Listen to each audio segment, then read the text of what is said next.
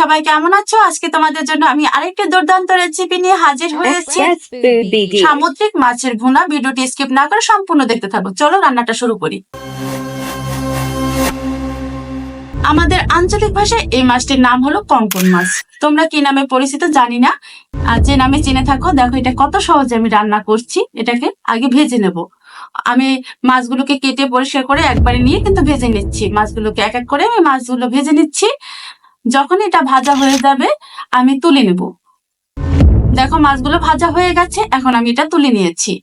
এরপরে আমি এটাকে ভুনা করব। জাস্ট অল্প মশলা দিয়ে ভুনা করব। আমি ফোড়নটা পুড়ে এর ভিতরে পেঁয়াজ, রসুন এবং টমেটো একবারে পেস্ট করে এটাকে ভেজে নেব সম্পূর্ণ লালচে করে। যখন ভাজা হয়ে যাবে তারপরে আমি এটাকে রান্নার জন্য জল দিয়ে দেব। এর জন্য আমি আগে ভাজে নিচ্ছি। একদমই শর্টকাটে, অল্প তেলে, অল্প খরচে হেলদি সুস্বাদু রেসিপি। যখন এটা ভাজা হয়ে আসছে তার ভিতরে দিয়ে দিলাম হলুদের গুঁড়ো পেস্ট করে মিশিয়ে নিয়ে এটাকেও ভেজে নেব। আমার এটা ভাজা হয়ে গেছে, এখন আমি এতে দিয়ে দেবো পরিমাণ মতো জল। রান্নার জন্য যে জলটুকু প্রয়োজন আমি ঢেলে দিচ্ছি সেই পরিমাণ মতো জল। এটাকে এখন ফুটানোর জন্য অপেক্ষা করব। যতক্ষণ ফুটে না উঠবে ততক্ষণে আমি এর ভিতরে মাছগুলো দিব না। দেখেও এখন ফুটে উঠেছে, এখন আমি এর ভিতরে মাছগুলোকে ঢেলে দিচ্ছি। বন্ধুরা, শর্টকাট এই রান্না তোমাদের কেমন লাগে অবশ্যই কমেন্ট করে জানাবে, এবং ভিডিওটি দেখার জন্য অবশ্যই লাইকটা দিয়ে সম্পূর্ণ ভিডিওটি দেখার অনুরোধ রইল। যারা একদমই নতুন আমার ভিডিও দেখছে অবশ্যই চ্যানেলকে সাবস্ক্রাইব করে পাশে থাকা বেল আইকন অন করে রাখবে, যাতে সহজে তোমার কাছে এই শর্টকাট রান্নাগুলো পৌঁছে যায়।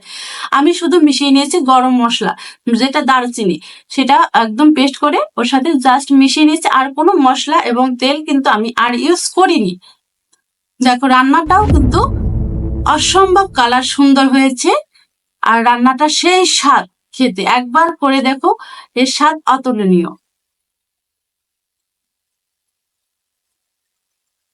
বন্ধুরা, আমার রান্নাটা প্রায় শেষের দিকে। আমি এখন এটা ঢেলে দিলে রান্নাটা পুরো কমপ্লিট।